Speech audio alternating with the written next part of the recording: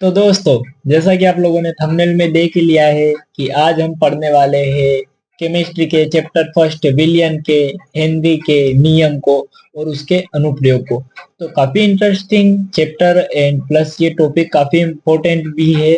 तो भाई, अगर आप लोग वीडियो देख रहे हो तो एंड तक जरूर रुकना, क्योंकि हेनरी नियम में ऐसा कुछ नहीं है, बड़ा बेसिक सा चैप्टर है ब्रो। तो मैं आपको साथ साथ में यहाँ पर या यहाँ पर वन साइड आपको पेज दे दूंगा, काफी सुंदर सुंदर नोट्स दिए, क्वेश्चन प्रैक्टिस में साथ साथ करवाऊंगा, क्योंकि मैं एक प्राइवेट स्कूल प्लस हॉस्टल के साथ कवर करता हूँ।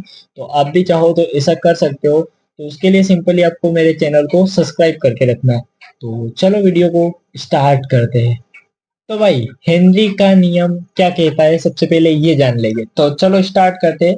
देखो, हेनरी का नियम कहता है, हेनरी का प्रभाव आता है, जिसमें इस नियम का जो फर्स्ट टॉपिक है उसमें होता है हेनरी के प्रभाव। देखो क्या होता है, स्थिर ताप पर किसी गैस की द्रव में घुलनशीलता गैस के दाब के समानुपाती होती है। देखो, स्थिर ताप पर किसी गैस की द्रव में घुलनशीलता गैस के दाब के समानुपाती होती है। अब देखो, m समानुपाती p। यहाँ पर m हमारा जो आएगा वो होता है घुली गैस की मात्रा। आपको पता है, समानुपाती का चिन्ह हटाने के लिए हम एक स्थिरांक का यूज करते हैं, जिसे नियतांक भी कहते हैं, उसका वो होता है k। तो यहाँ पर हमारे पास हेनरी समानुपाती स्थिरांक k है, और p जो है हमारा साम्य पर गैस का दाब। अब देखो, ये तो हो चुका था कि स्थिर ताप पर किसी गैस की द्रव में घुलनशीलता गैस के दाब के समानुपाती होती है, बस इतना सा है। उसके बाद होता है डाल्टन। डाल्टन है ना, जानते ही उसे, बहुत बड़ा नाम है डाल्टन। डाल्टन के अनुसार गैस की विलेयता का मोल प्रभाज गैस के आंशिक दाब पर निर्भर करता है। किसी गैस क्या वाष्प अवस्था में आंशिक दाब गैस के मोल प्रभाज या मोल बिन एक्स गैस के समानुपाती होता है। देखो, ये चीज है ना, आपको कहीं पर ऐसा नहीं होगा। आपको थ्री डी इफेक्ट में आपको गूगल पे मिल जाएगा, आप सर्च मार के देखना क्या कैसे कुछ होता है।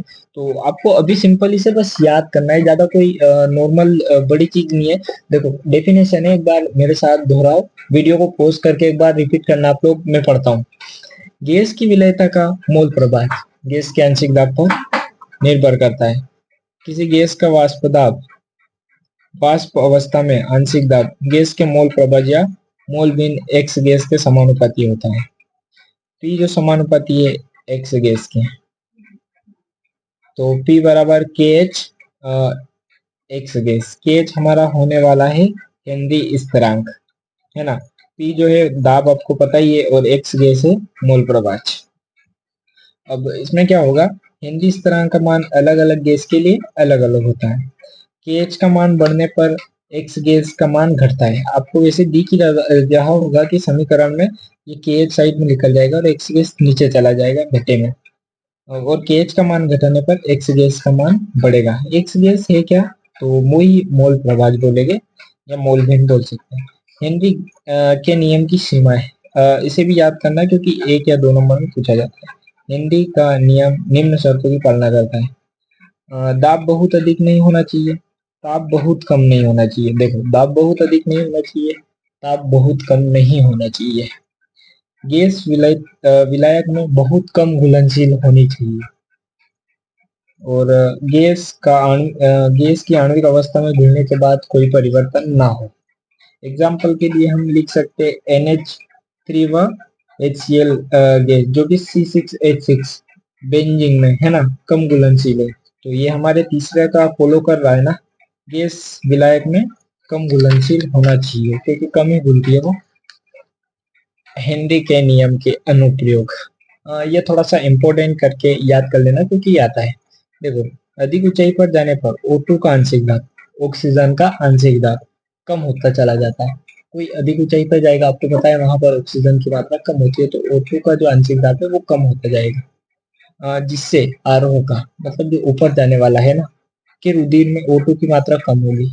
अब उनके खून में O2 की मात्रा जैसे ही कम होगी, जैसे होती चली जाती है, जिससे व्यक्ति को क्या होता है, थकान महसूस होती है, हम एक बीमारी बोलते हैं उसे एनोक्सिया कहते हैं, है ना। और उसके बाद आपने कभी देखा होगा कि जो सोडा वाटर या कोल्ड ड्रिंक में CO2 की घुलनशीलता बढ़ाने के लिए बोतलों को उच्च दाब पर बंद किया जाता है।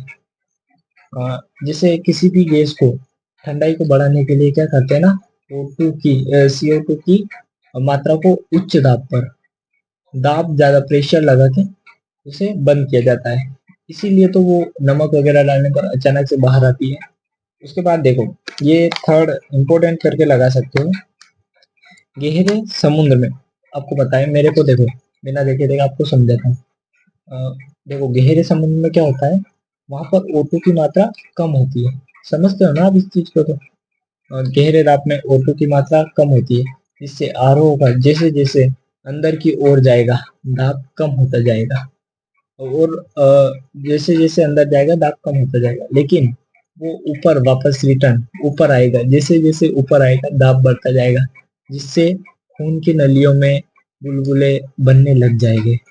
नॉर्मली उससे शरीर में भयंकर दर्द होगा, और इसे क्या क्या बोलते हैं देखो, भयंकर दर्द होता है जिससे गांठें पड़ना या बोंड कहते हैं। तो अनुप्रेग में भी यही था, मैंने पेज आपके सामने दिया है, तो उससे आप लोग रुक के उतार सकते हो। तो आज के वीडियो में ज्यादा लंबा नहीं करेंगे, यही था।